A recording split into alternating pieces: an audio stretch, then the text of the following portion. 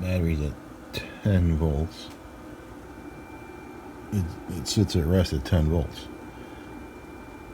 I'm going to do a full charge and then cycle the car, and you'll see that I'll have a 300 milliamp draw, and it'll go from 13 volts down to 10 during the 300 milliamp draw. Milliamp. Don't really understand what the hell's going on. I just charged this battery. Every time this battery charges up,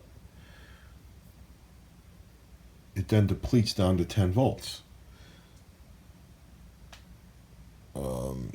I watched it. It was at 13 volts. You shut down the car, and then you jump up to 300 milliamps, and then it just counts down quick from 13, then stops at 10. Then if I go do the same thing and cycle the car at 10, it'll stay within the 10 area. So I don't think it's a parasitic drain. And it stops at 10. It just stops there. I think there's some bad cells in this battery. So, got a replacement battery. Alright, so it looks like the first thing I'm going to do is remove this bracket. And I guess we're going to pull the battery forward. Because, you know, what the frick is way under there? What is this thing? Is this... You could put a bigger battery in here?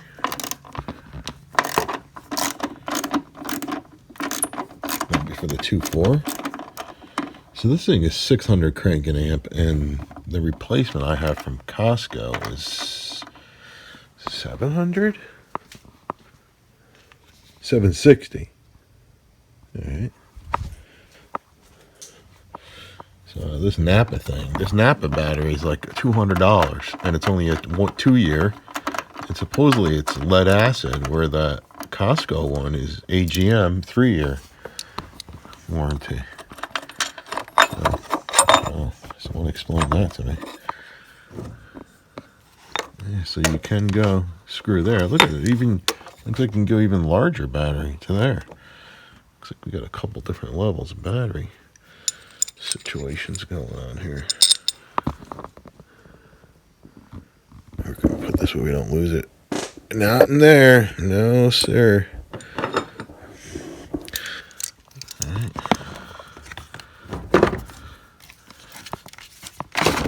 Yep, there we go. I want to try to keep a voltage on it. Maybe through the meter and just connect it up to these. Alright.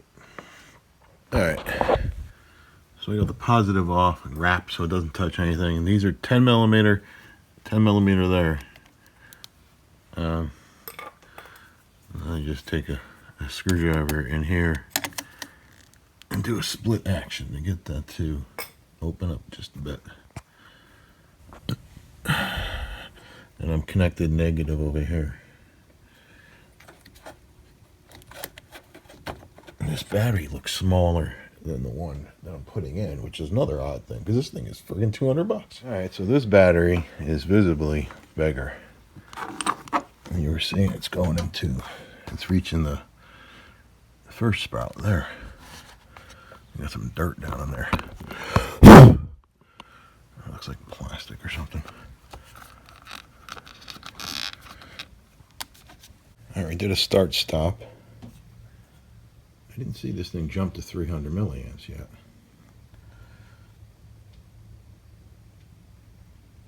Battery appears to be going down slightly, and that clamp just doesn't fit for this longer battery. You need a longer clamp, so I'm gonna have to fabricate something. Already you see that's not the other screw, because the other screw's too short.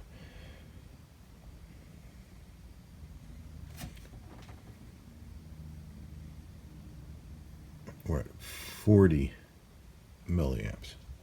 All right, I have to find something to extend that bracket, because you can crunch it, but the battery can just slide right back and the bracket falls down.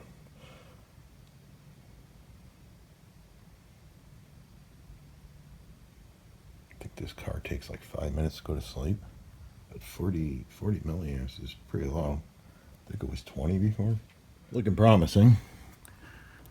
We dropped down to 20, 30, 20 milliamps. and the battery voltage started going back up. I think the last time I had the camera on, it was at 12.43, 42, and the battery regaining its voltage. I think it was just at 12.58, and then when it cycled to 20 milliamps, it dropped a little bit back down. We had to put a big blob of rubber in there to hold the battery.